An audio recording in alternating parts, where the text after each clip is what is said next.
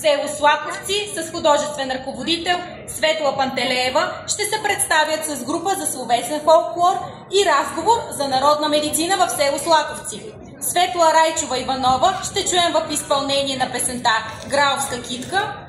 Граовски хумор ще ни представи Светла Пантелеева.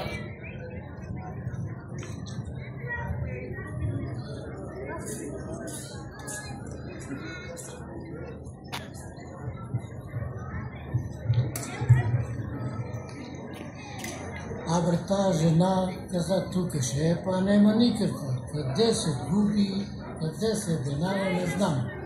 Иде. Идеме бре, Санде, иде бре. Оно снаме окна, дете пищи, защо пищи и она не знае, я уйдо да видим, шо да видим, дете от часало. Па додек измегдано найдем дрвия, па да ги изгорим, па да направим жар и узол машите от ковторо и едно паниче с вода сипа, па тури белега на детето, от детето тури белегата и узо с машите и почна от жарчицата турим, прекръстим и ga наречем от Бога. Нищо нема. После взема другата жар, прекръсти тури от муж, нищо нема. Ка ga прекръсти и тури от жена, ga нареко, детето ванало очи от жена. Па узо от паничето му даде от 3 места да пивне водица, па му изми очетата, па узота водата я изсипае там на кучето да се изтресе, какво се изтриша кучето, така да се изтресат и очите. Дете се оправи живна, ама това дете трябва и некде да се оплашило и трябва да тражим некой да му бае от страх. Ама кой ли че е, не знам. Чуемо ние минамо пътимо дека се разправят за дете. Ма много ли се оплашило? Ма жена она ми кажува за оплашено. Па я да ви кажем, мое дете беше на центъра.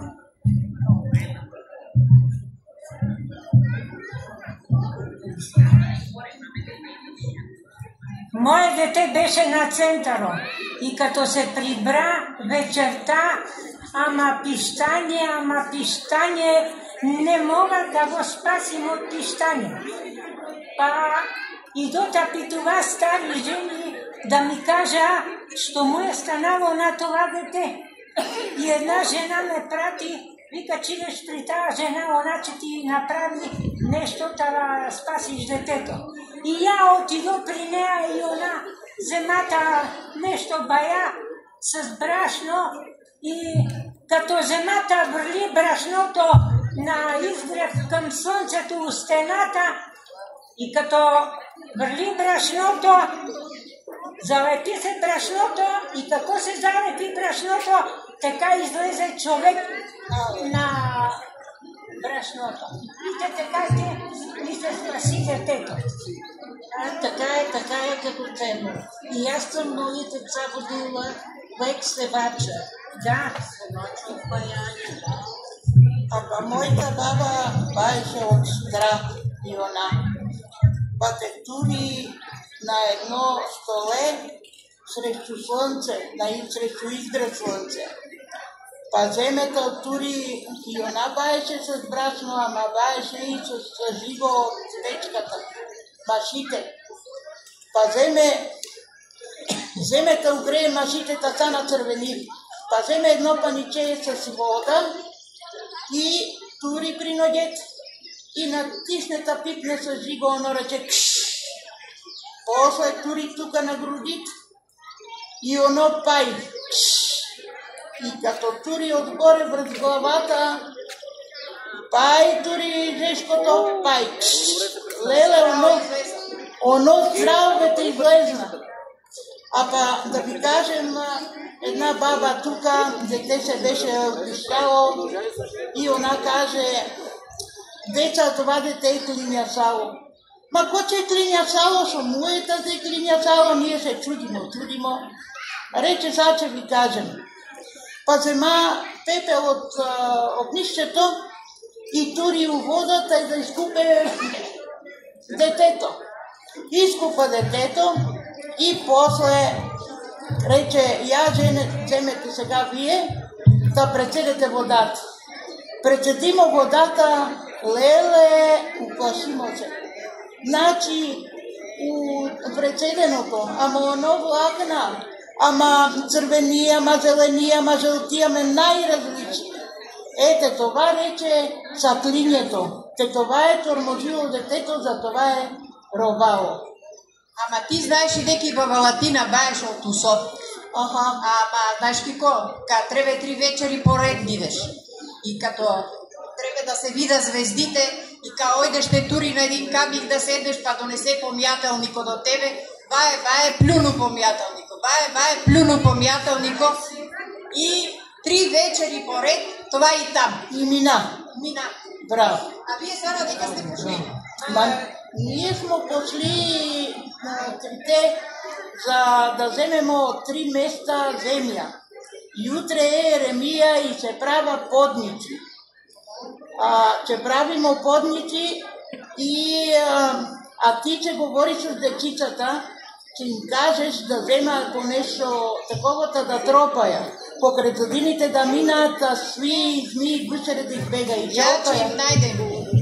Ваши, какаци, тенџери, това ќе најдем и децата, това ќе работи. И ќе минуја покрај годините и ќе окаја беште гусери змии јутре Еремија. Идете така, ајдете ние да идемо. Ајде вие дека сте пошли и си идете, ја ќе си тражим лек за дете.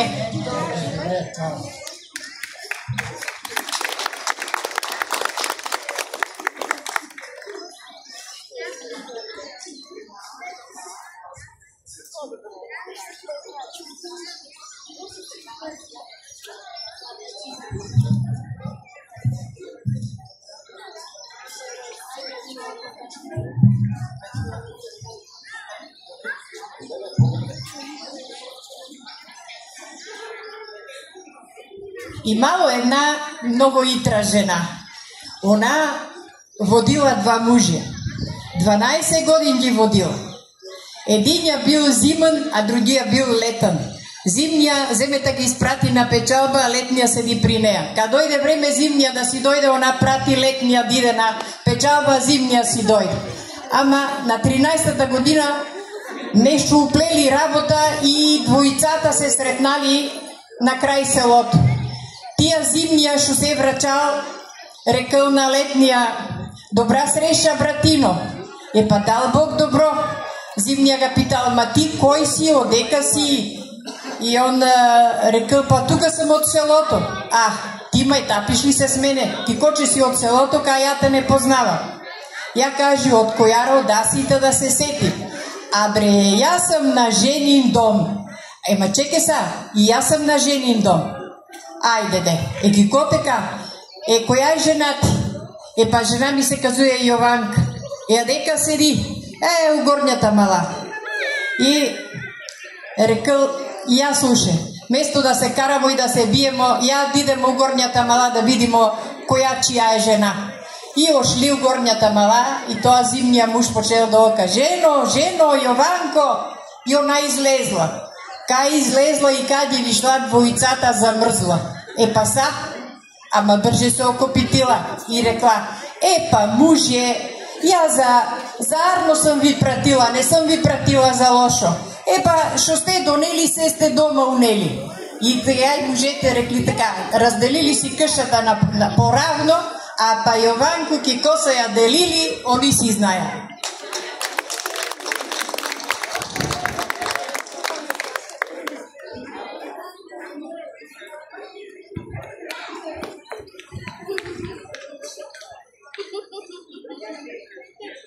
Sina Marcos Mahayata večera ljutaveba I ljuta pipera. Pa se Marko potmuskak počmiva svoj daga negovata majka. Pa na Marka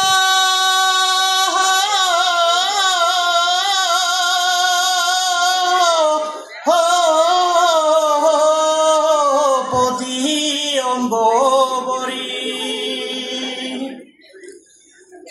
Hvala tebe, Marko Kraljevite, da se smeš na suva bibera ili sebe smeš majka na starosti.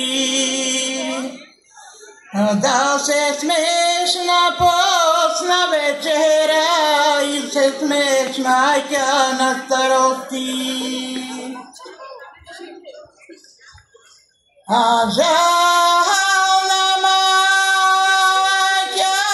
koja sina nema, još požalna što sina rodila.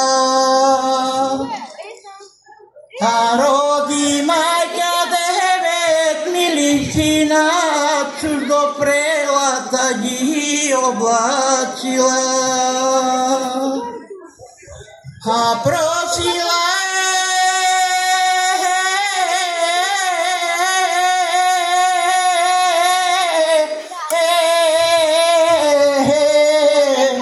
ta gi ranila.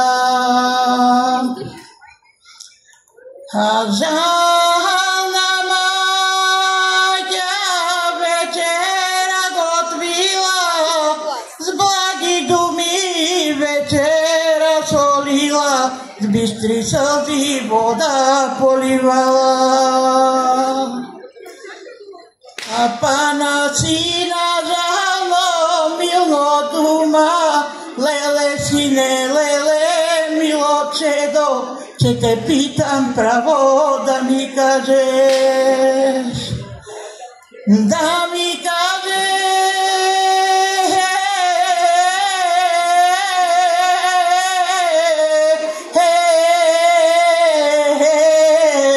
nemoj da me lažeš.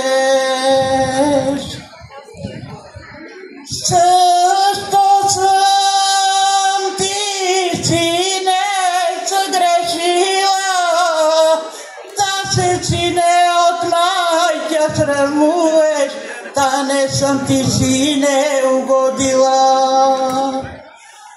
Da na majka žalni dumi dumaš, žalni dumi od pelin pogorča, žalni dumi od ođim pogorat.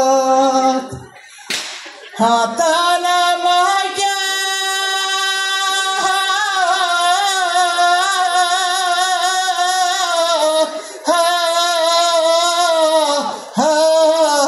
žalno srce gori. Dvama braća mnogo živovali, braća druguvali, za ništo se oni ne skarali. A pa se oni dvama oženili, zemali sa 2 kučke drvi.